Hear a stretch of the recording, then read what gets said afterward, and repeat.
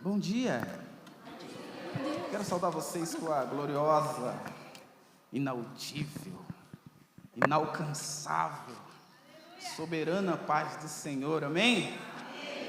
Aleluia. Queridos, nós vamos nesse momento aprender um pouco da palavra de Deus. Amém? Eu lembro que eu fui a alguma igreja que toda vez que nós falávamos, vamos abrir a Bíblia, eles faziam um grito de festa. Vamos abrir a nossa Bíblia, amém? Então abra a sua Bíblia aí, no Evangelho que escreveu Mateus, no capítulo 25. Nós vamos ler do versículo 1 até o versículo 13.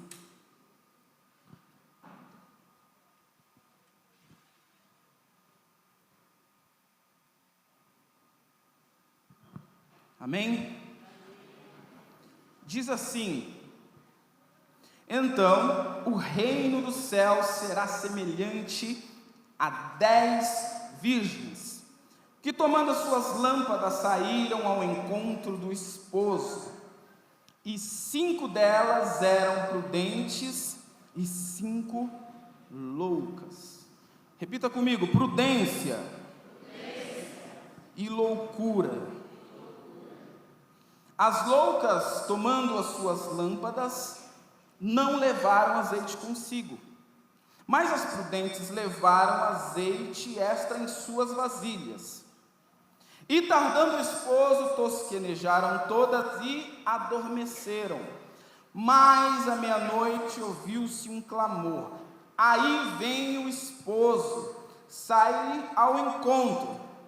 Então todas aquelas virgens se levantaram e prepararam as suas lâmpadas. E as loucas disseram às prudentes: dai-nos do vosso azeite, porque as nossas lâmpadas se apagam. Mas as prudentes responderam, dizendo: não seja o caso que nos falte a nós e a vós. Ide antes aos que vende e comprai para vós. E tendo elas ido comprá-lo, chegou o esposo, e as que estavam preparadas entraram com ele para as bodas, e fechou-se a porta. E depois chegaram também as outras virgens, dizendo: Senhor, Senhor, abre-nos a porta.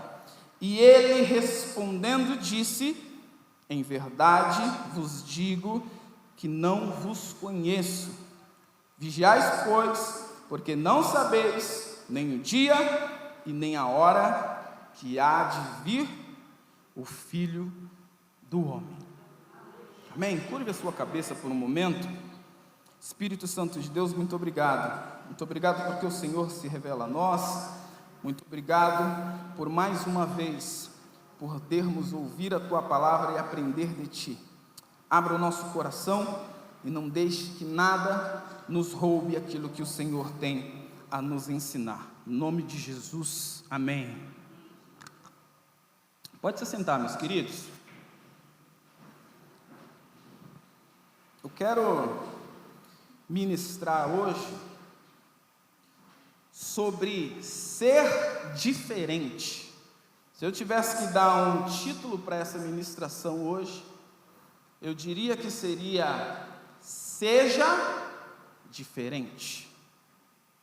Mas antes de começar a entregar aquilo que o Senhor falou no meu coração, eu quero deixar bem claro e elucidado que esse texto fala diretamente sobre a volta de Jesus.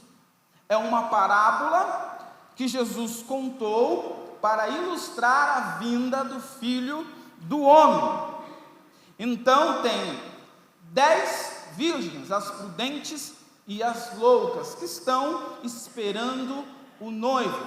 E elas têm consigo as suas lâmpadas, as suas lamparinas, que lá no Nordeste é muito comum, quem já viu aquelas lamparinas que são compostas, né, ou são feitas para usar com azeite, e isso traz luz, né, com fogo, e eles usam para iluminar o caminho até o noivo. E acontece que, tardando o noivo, elas dormiram. E aí, o texto diz que à meia-noite ouviu-se: aí vem o noivo. E meia-noite, a meia-noite para os perdidos significa hora de perturbação, como está em Jó 34:20. Também significa hora de escassez, como está escrito em Lucas 5. Também significa uma hora de crise social, como está escrito em Juízes 6. Também significa a hora da traição ou da morte, como está descrito em 1 Reis 3:9. Ou a hora do juízo e de luto, como está escrito em Êxodo 12. A meia-noite para os salvos significa a hora de louvor a Deus, como está escrito no Salmo 119. Também significa a hora de pregar o Evangelho, como está em Atos 20. Também significa a hora de esperança, como está em Atos 27. Também significa a hora de orar, como está em Atos 16. E também significa a hora de estar aos pés de Cristo, como em Ruth 3:8. Ou seja, precisamos estar preparados para quando o noivo chegar. E aí a Bíblia diz que houve um anúncio: aí vem o noivo. E quando eles ouviram isso, as prudentes pegaram as suas lâmpadas e foram ao encontro do noivo. Mas aquelas que não tinham azeite extra em suas lâmpadas se desesperaram e pediram azeite para aquelas que tinham. E elas falaram: não, mas se eu der para vocês, vai faltar também para nós. Então, aquelas que tinham azeite entraram para as bordas do cordeiro, e elas foram salvas. É um texto que diz que nós devemos estar preparados para o grande dia do Senhor, porque se você estiver preparado, um dia você vai reinar com Ele. Dá glória a Deus para mim saber que vocês estão vivos.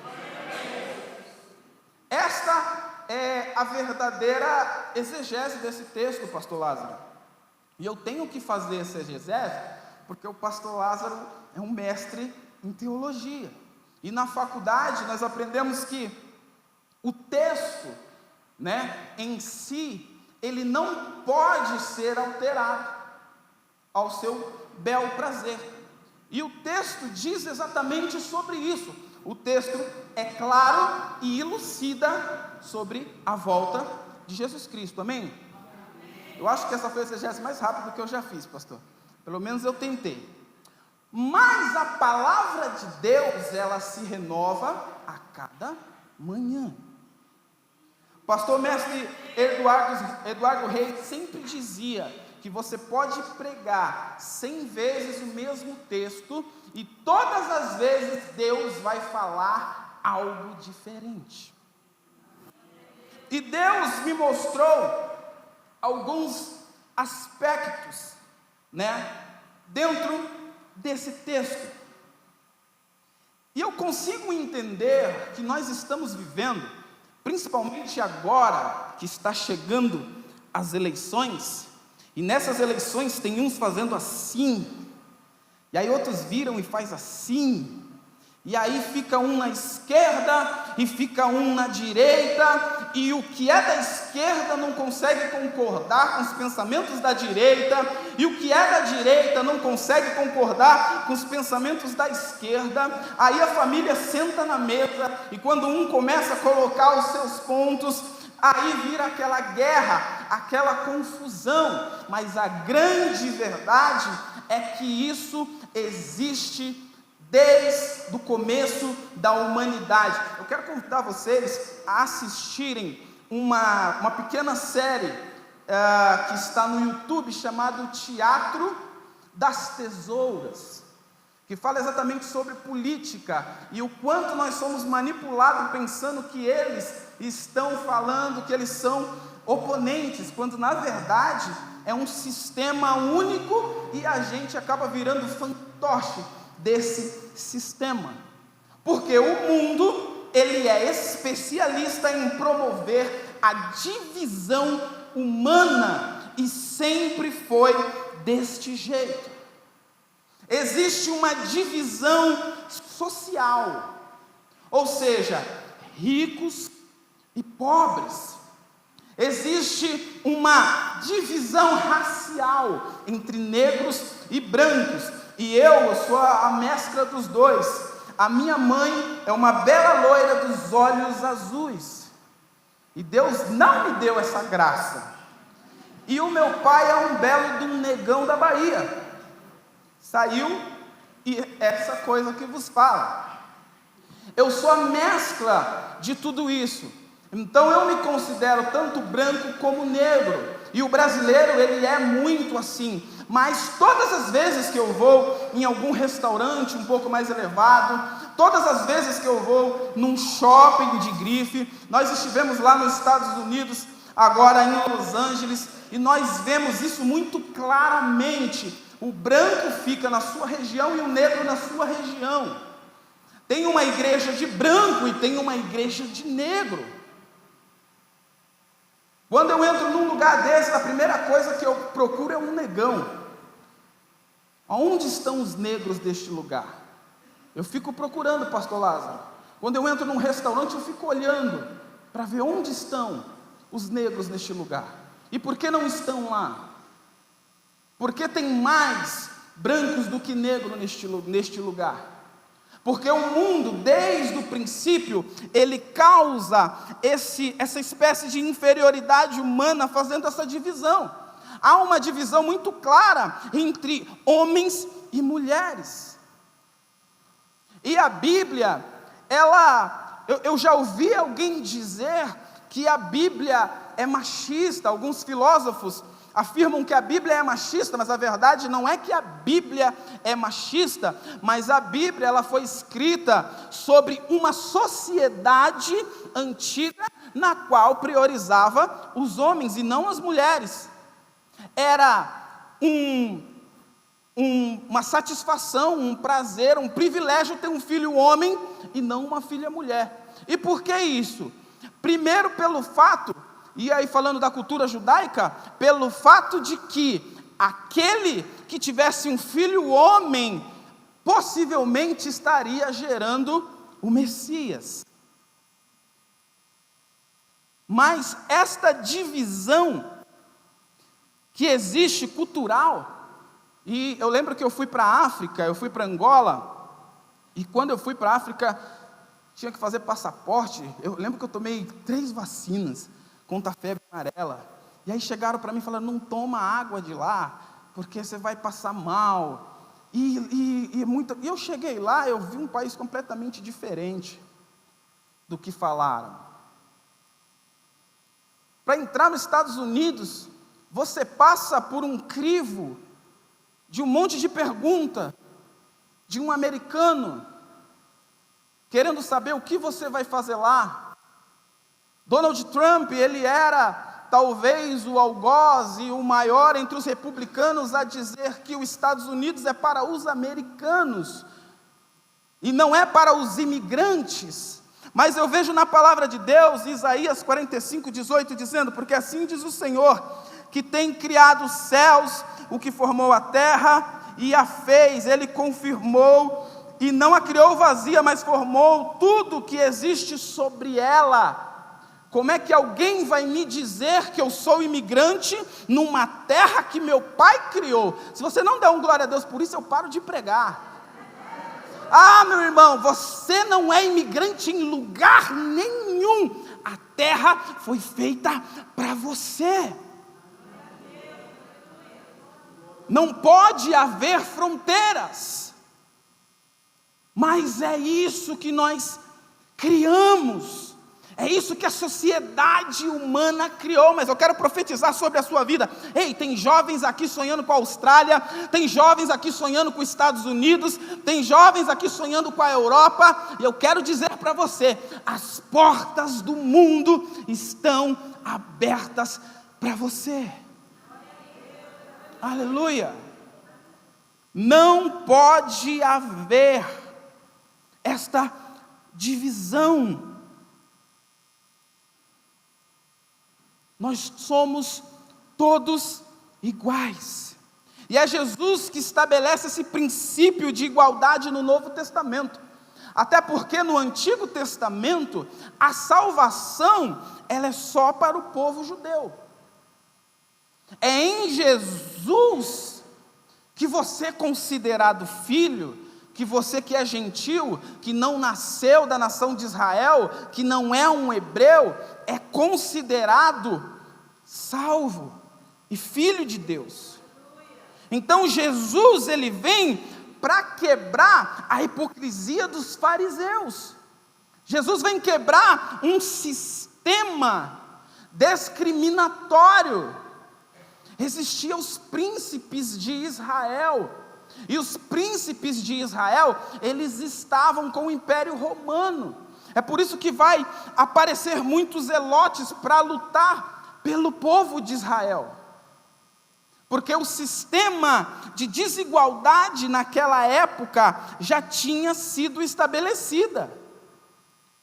Mas Jesus inaugura o conceito de igualdade. Em Gálatas 3 está escrito: todos vocês são filhos de Deus, mediante a fé em Jesus Cristo, pois os que em Cristo foram batizados, de Cristo foram revestidos. Não há judeus, não há gregos, não há escravos, nem homens livres, nem mulheres, pois todos são um em Cristo Jesus.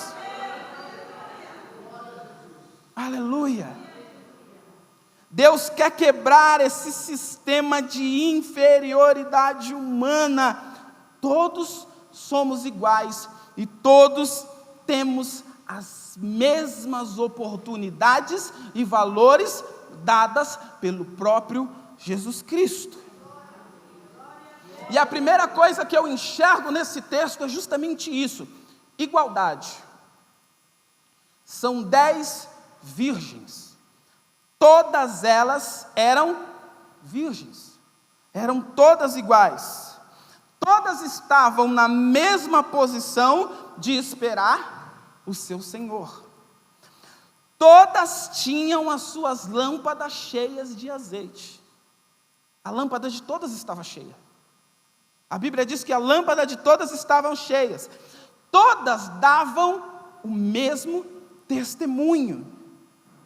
Todas tinham o mesmo potencial. Todas tinham a mesma estrutura. Mas tinha uma diferença entre elas. Mas antes de falar sobre isso, eu quero falar sobre potencial.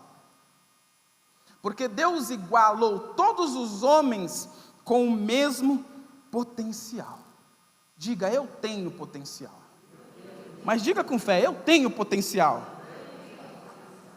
Potencial é um termo qualificativo, diz respeito à potência, à capacidade, a talento e a força. Uma vez me perguntaram: mas eu não tenho talento para tocar piano.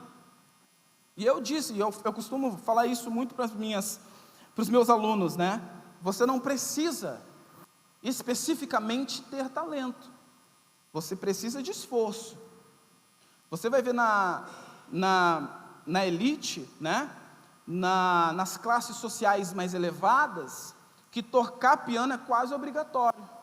Você vai na casa de uma pessoa bem abastada, vai ter um piano lá. E provavelmente os filhos dele lêem a partitura e tocam o piano.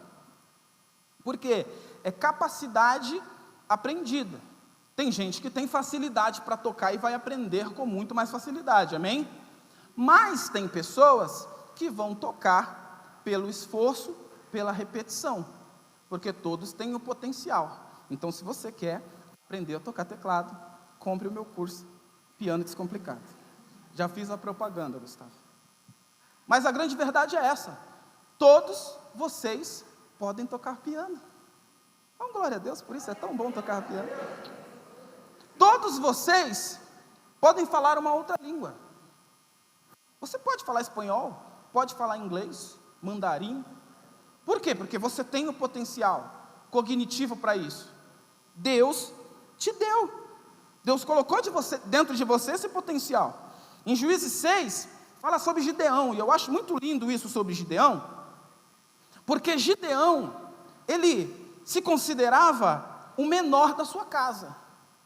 E aí, o anjo do Senhor aparece a Gideão e fala: Gideão, olha só, você foi escolhido para liderar os exércitos do Senhor, você vai se tornar um juiz para conservar o povo de Israel em vida, e você vai vencer o exército dos medianitas.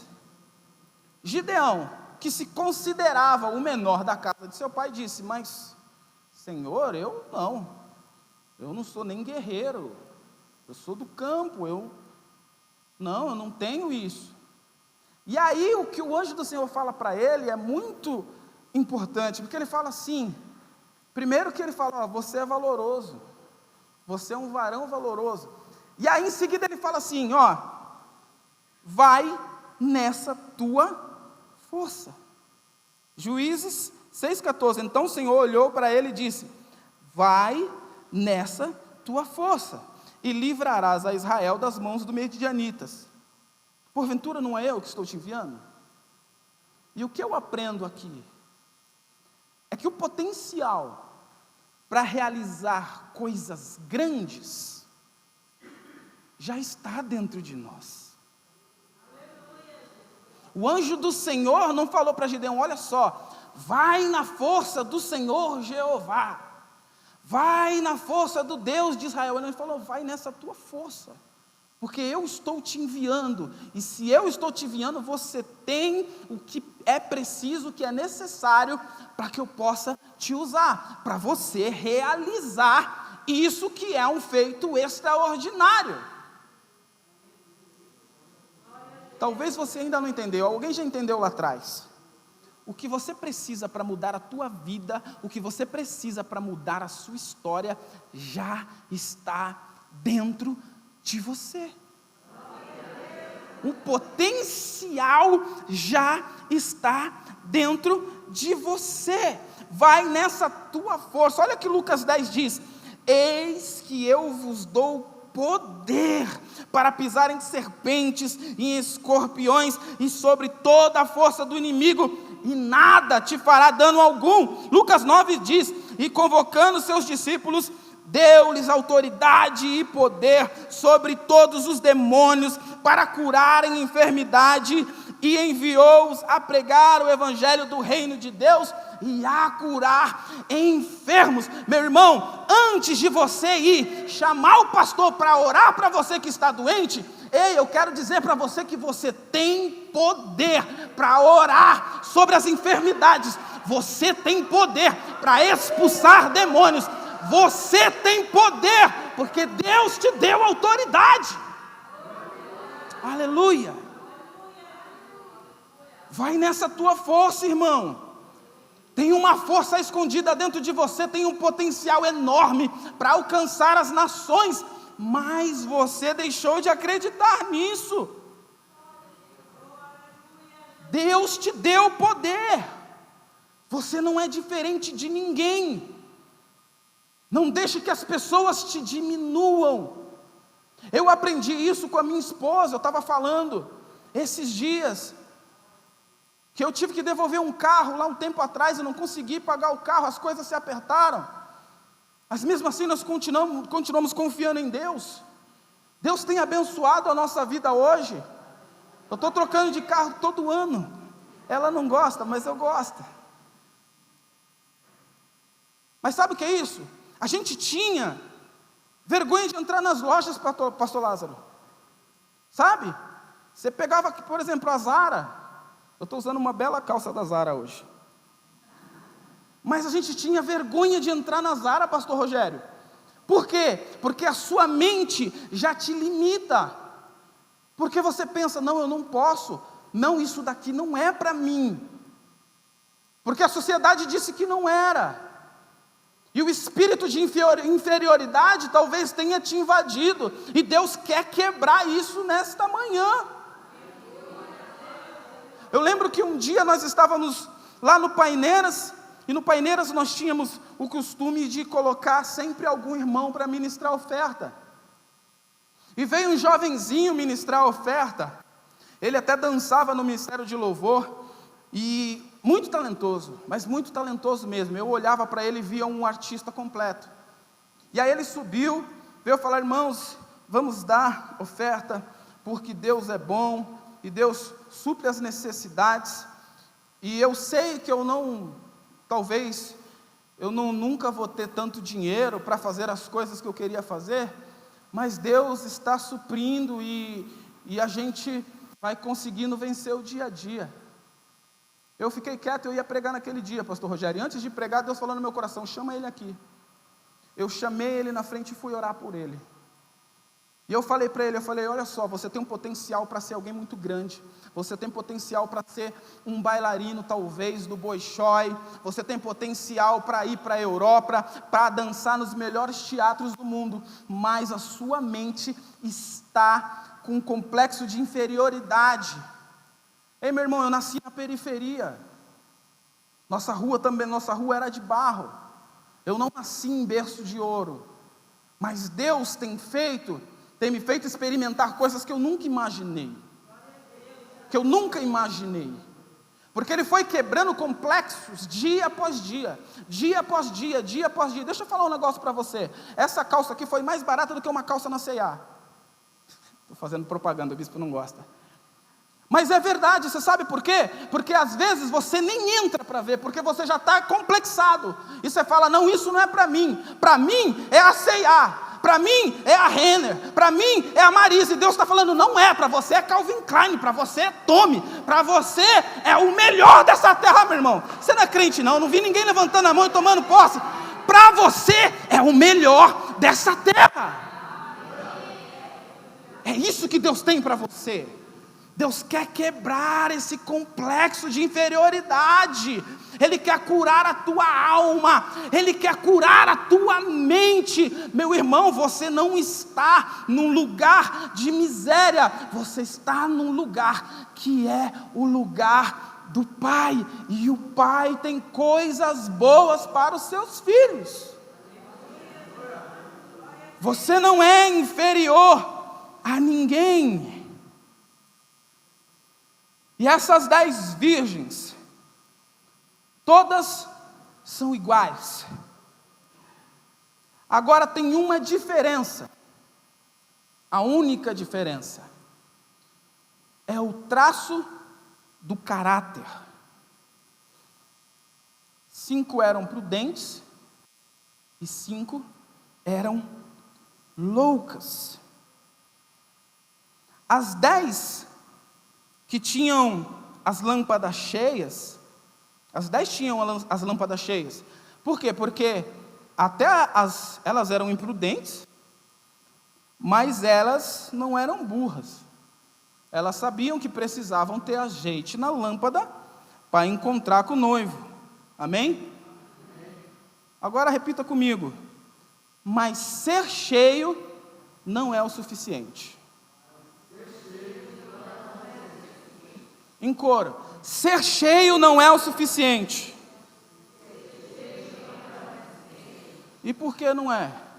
Porque o que está cheio pode se esvaziar. É ou não é? Eu tenho certeza que você já encontrou um crente tocha. Quem já encontrou um crente tocha aqui? Foguetinho, fogo puro. Aquele que te chama de vaso, varão. Vaso, tem vigília. Vaso, eu fui numa vigília ontem. Quantos já encontraram pessoas assim? aquela pessoa que sabe, aquele ânimo, aquele fervor, aquele crente que pegava fogo, chegava do lado dele e estava pegando fogo. E aí você olha para ele hoje, está desviado. Quantos de vocês conhecem pessoas assim? Eu tenho muitos amigos que começaram a pregar junto comigo. Eu tenho amigos que se tornaram até pastor antes de mim. E estão desviados hoje. Repita, estar cheio não é o suficiente. Você precisa ter algo a mais. Porque as circunstâncias da vida, ela pode abalar a sua fé em algum momento. Por consequência, você se esvazia um pouco. O pecado, ele pode te enfraquecer em algum momento. E você pode esvaziar um pouco. A religião, os dogmas, o mundo, relacionamentos, coisas que acontecem na vida, porque nós somos sujeitos a tudo isso. Quem não tem pecado aqui? Quem não tem falha? Quem não tem erro? Quem nunca se sentiu desanimado? Quem nunca pensou em desistir? Isso acontece. E a grande verdade é que se você deixar se abalar por essas coisas, você vai esvaziando pouco a pouco. E é por isso que nós encontramos muitas pessoas que ficaram pelo caminho, pessoas que um dia estiveram cheias, mas se acomodaram com a ilusão de que isso era o suficiente, e que não precisavam de mais. É a mesma coisa com os estudos. A faculdade que você fazia antigamente já não é tão suficiente hoje. Hoje você precisa de uma MBA, você precisa de uma pós-graduação, hoje você precisa de um mestrado, você precisa de um doutorado. A exigência do mercado é maior. E aí tem pessoas que ficaram pelo caminho, simplesmente porque deixaram de acreditar que precisavam buscar mais. Tem crente que enfraqueceram porque acreditaram que não precisavam mais orar. Tem crente que enfraqueceram porque não acredita mais no jejum. E deixa eu falar para você, a pandemia foi extremamente prejudicial, porque tem crente que não acredita que precisa mais vir à casa do Senhor. Tem pessoas que acreditam que não precisam mais da igreja e vão se esvaziando, vão se alimentando de qualquer coisa aí fora. Mas Deus quer de você um pouco mais. Você não pode parar de buscar a Deus, meu irmão. Não pode. Eu pequei. Pecou, ajoelha. Se arrepende. Pede perdão para os seus pecados. Porque Ele vai te perdoar. E você vai levantar um pouco mais cheio. Um pouco mais repleto de Deus. Deus tem tanta coisa para realizar na tua vida. Deus quer fazer coisas tão grandes na tua vida, mas você precisa estar cheio, você precisa buscar mais a Deus.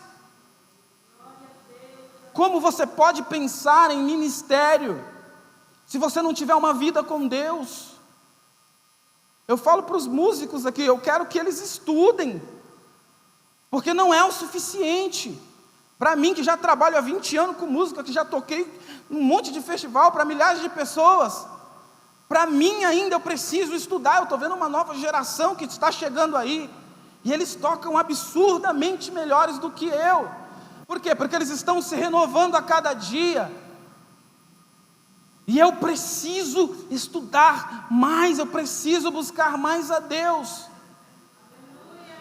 O meu discipulado nessa igreja é um discipulado pastoral. Para isso eu fui buscar metodista, fui buscar uma faculdade, fazer os cursos do EF, porque eu preciso estar preparado para quando a oportunidade chegar.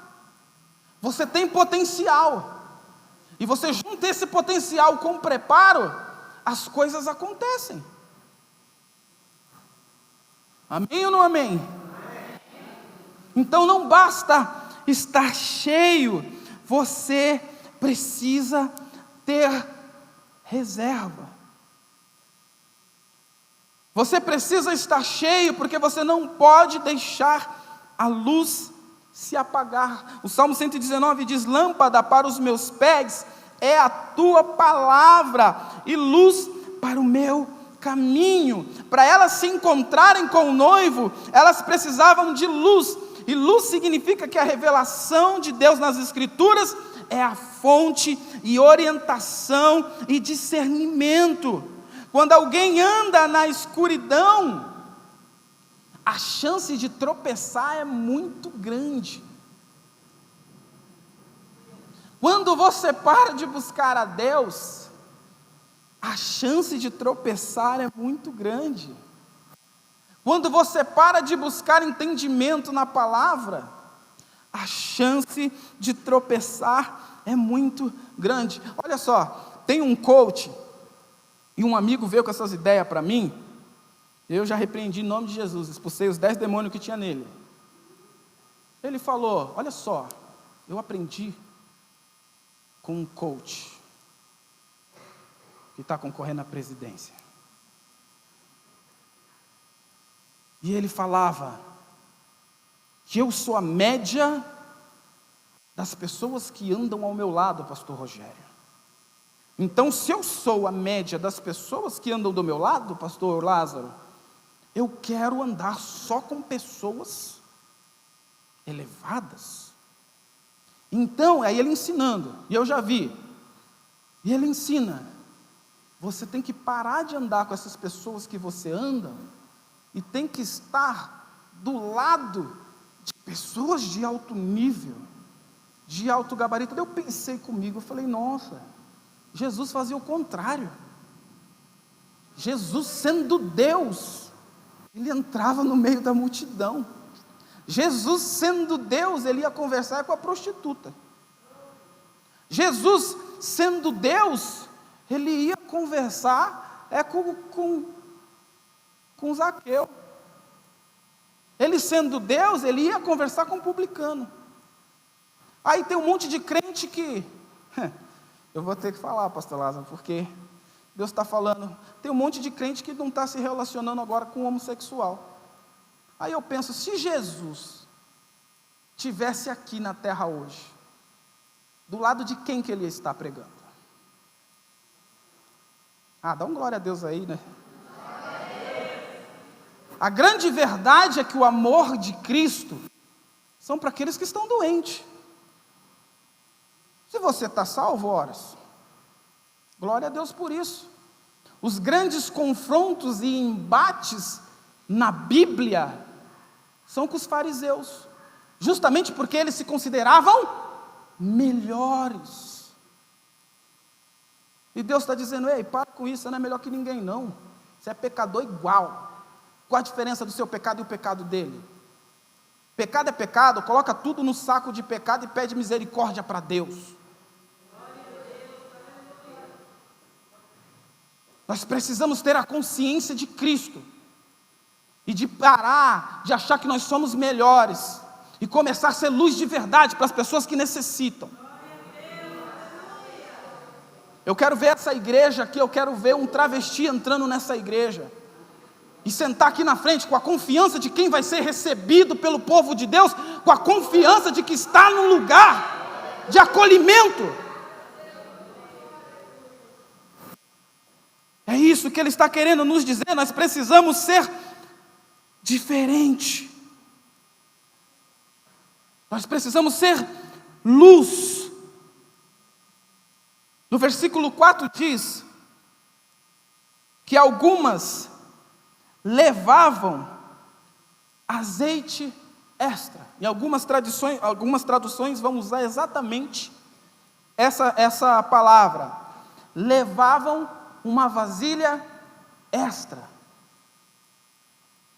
O que diferencia você, meu irmão, de qualquer outra pessoa, é justamente o que você tem a mais. Que é o quê? Prudência. Tudo te é lícito, amém? Mas nem tudo te convém. Eu gosto dos dois. Por quê? Porque muita gente fala, nem tudo te convém, mas o que o texto está dizendo, que Paulo diz, é justamente isso, tudo te é lícito. Ou seja, se é lícito, é lícito. O que não é ilícito, é lícito, mas o que é lícito, é lícito. Mas nem tudo te convém. É aí que está a diferença do povo de Deus. Por quê? Porque o povo de Deus, ele sabe o que é de Deus e o que não é. A palavra de Deus diz que o povo de Deus tem um discernimento espiritual. Ou seja, eu sei aquilo que me traz vida e eu sei aquilo que me traz morte. Eu sei aquilo que me traz consequências na carne e eu sei aquilo que me traz consequências no espírito. E o homem espiritual não pode ser como o homem carnal. Porque o homem carnal vai achar certas coisas normais. O homem espiritual, ele vai achar, não, parece normal, mas se você for pensar bem, é cilada. Isso aqui parece que... porque lá no mundo é normal. Sim, mas você é espiritual. Você não é desse mundo. Aí é que está a diferença. Não se deixar levar por coisas que parecem normais, mas são laços. É aí que está a prudência. Se você for olhar pela filosofia humana, todo esse nosso esforço, pastor Lázaro, porque está frio hoje, não está? Eu não sei quanto a vocês, mas a gente saiu 7h30 de casa, a gente vem ensaiar o grupo de louvor aqui, nesse frio. Isso é normal? Isso é loucura. Vocês são um bando de doido. Vocês são malucos. O que vocês estão fazendo aqui? Vocês nunca pararam para se perguntar nisso, não? Eu acho o crente um pouco doido, sabe? Mas vocês entenderam uma coisa que talvez alguém lá fora não entendeu. Que o seu sacrifício tem uma recompensa no Senhor. Que o seu esforço tem uma recompensa no Senhor. Que o algo a mais que você faz tem uma recompensa no Senhor. No seu trabalho, para você ser promovido, pastor Ricardo, o que você precisa fazer? Não é se destacar? Não é fazer um pouquinho a mais? Porque todo mundo está fazendo igual. Aí tem um que faz um pouquinho a mais. Aí o gerente já vai olhar e falar, ei, olha só, esse cara aqui é diferente, hein? Vou olhar para ele diferente, esse cara aqui pode ser promovido. Você quer ser promovido, meu irmão? Você tem que fazer algo a mais. Mas quinta-feira eu chego do trabalho cansado, eu vou para a igreja. Vai porque você é louco. Você é louco por Jesus. E você vai. E aí a gente usa essa palavra sacrifício. Mas vamos falar a verdade, que sacrifício está na igreja? Não é, irmãos. Estar aqui é maravilhoso. Estar aqui é muito bom. Eu não sei quanto a vocês, mas eu estou sentindo a presença do Espírito Santo neste lugar. O meu coração está em chamas, porque a palavra de Deus, ela queima aqui primeiro, e a repreensão também, mas a palavra de Deus queima aqui primeiro, e eu sei que para alcançar muita coisa da minha vida, eu preciso ter algo a mais. Olha só, o trem-bala, ele anda aproximadamente de 430 quilômetros a 600 quilômetros por hora. Isso daí é quase uma velocidade média de um avião em cruzeiro. Agora, pega esse trem-bala, lá da China, do Japão, e coloca nos trilhos do metrô de São Paulo. O que vai acontecer? vai descarrilhar. Por quê? Porque o potencial é grande, mas a estrutura não. Eu acho que eu estou pregando para as pessoas erradas. Você não entendeu? O seu potencial é grande, mas tem pessoas que a estrutura ainda é fraca. Então, Deus sonhou algo para essa pessoa. É tipo assim, Deus falar para você: olha só, você vai ser o presidente do Brasil. Aí ele fala: legal, você é o presidente do Brasil. E não entra na política, não se filia num partido. Não vai ser um político de carreira. Ou seja, você tem a promessa, você tem o potencial, mas não tem a estrutura, não tem a base. E eu vim pregar para você nessa manhã. Você precisa estabelecer as suas bases e fortalecer a sua estrutura na fé em Cristo. Porque eu não sei quanto a vocês, mas eu almejo o reino dos céus. E o reino dos céus fala de galardão, fala de recompensa, e eu preciso estar à altura de servir o meu Senhor.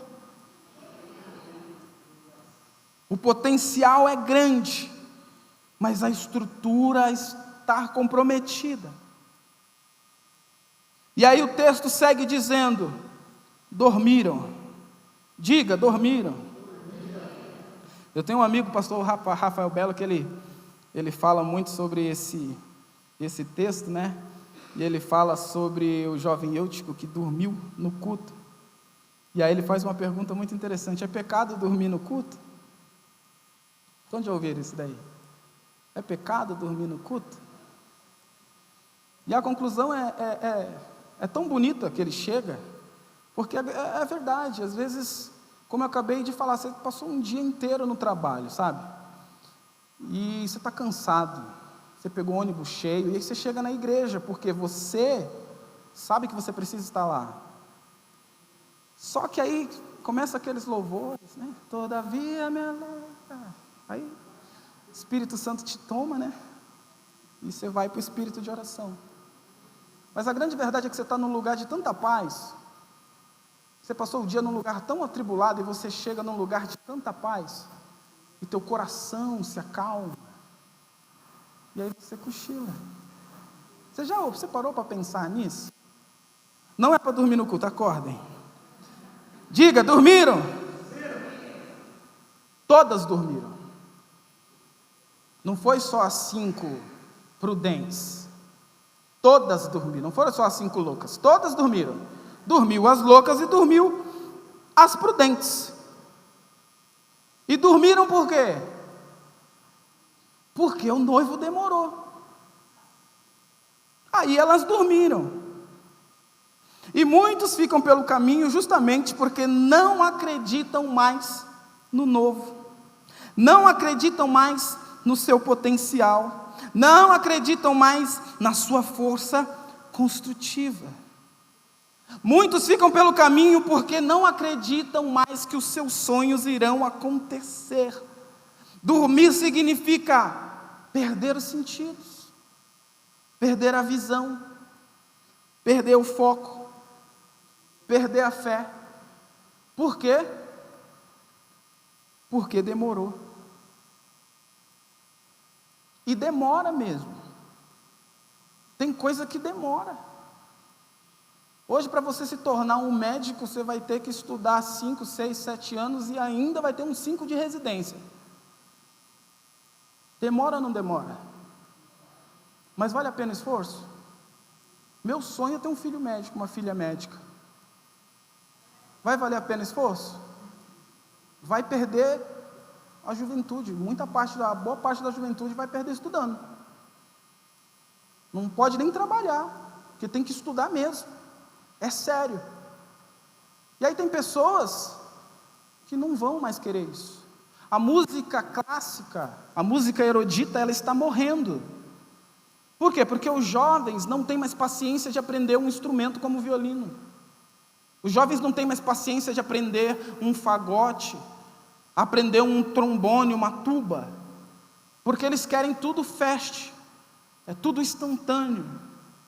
Eu quero aprender e já quero tocar, mas tem coisa que vai ser demorada, irmão, não adianta.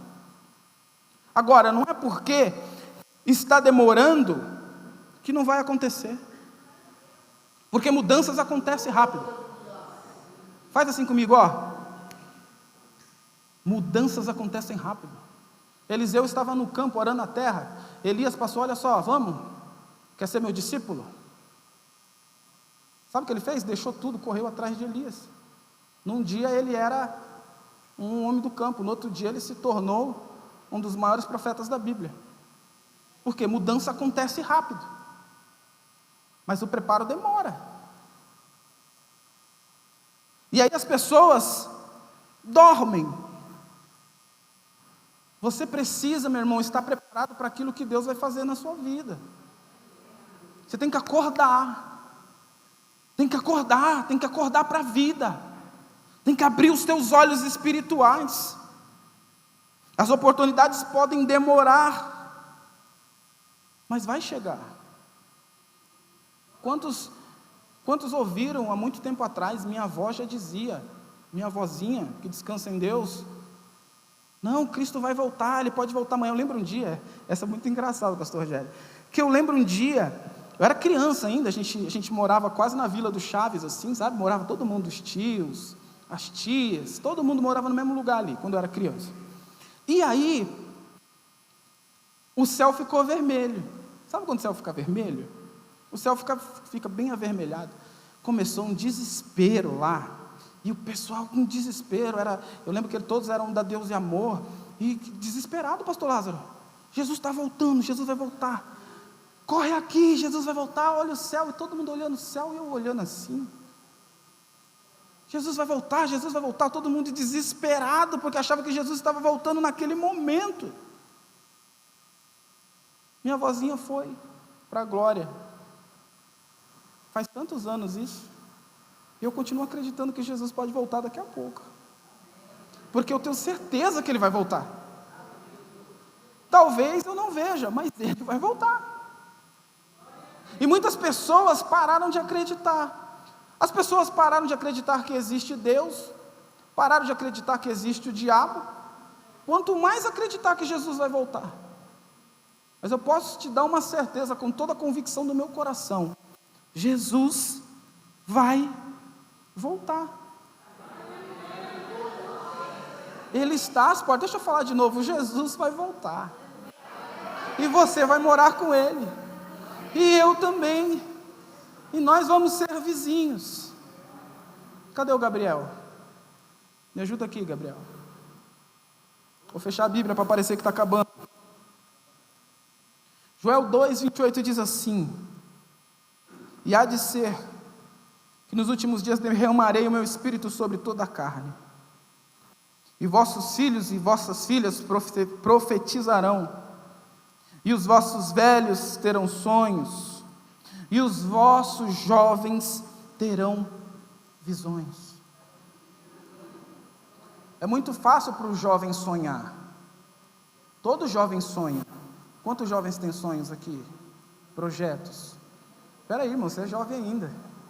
Eu vou fazer 40 daqui a pouco, mas eu sou jovem também. Quantos jovens têm sonhos aqui? Agora, por que ele fala que os jovens terão sonhos? Jovens terão visões e não sonhos. Porque o jovem já sonha. O problema é que ele não consegue enxergar o que está no caminho, o que vai acontecer para ele realizar esse sonho. O problema do jovem é que não sabe como é que é o mundo lá fora. Então os jovens, eles terão a visão, e os velhos, eles terão sonhos, e esses sonhos é a estrutura que ele já tem para preparar uma nova geração. Porque não tem como surgir uma nova geração sem apoio da antiga. Não tem como surgir algo novo do nada.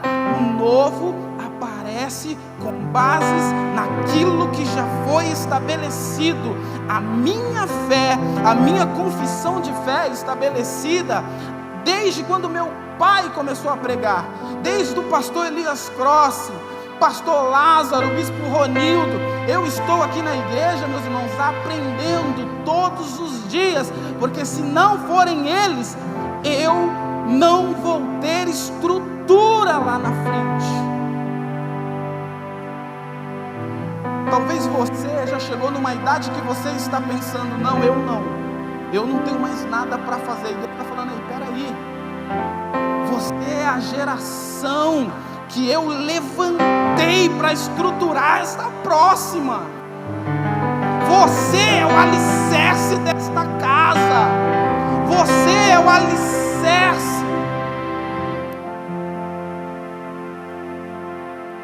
E de uma forma, o que ele está dizendo é que nos últimos dias, quando o Espírito Santo há de vir sobre nós, e isso acontece lá em Atos 2, que Pedro afirma, hoje aconteceu o que o profeta Joel profetizou, que nos últimos dias derramarei sobre o meu povo o Espírito Santo.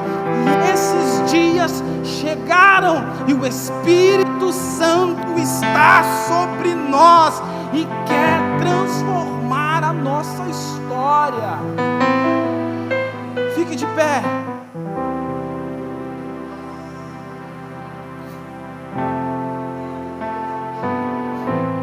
Não para, não dorme, não desista, continua, persista, ainda não acabou.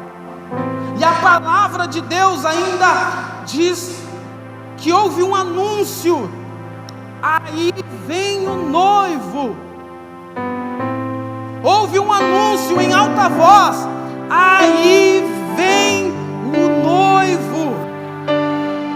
E ele vem, hein, meu irmão?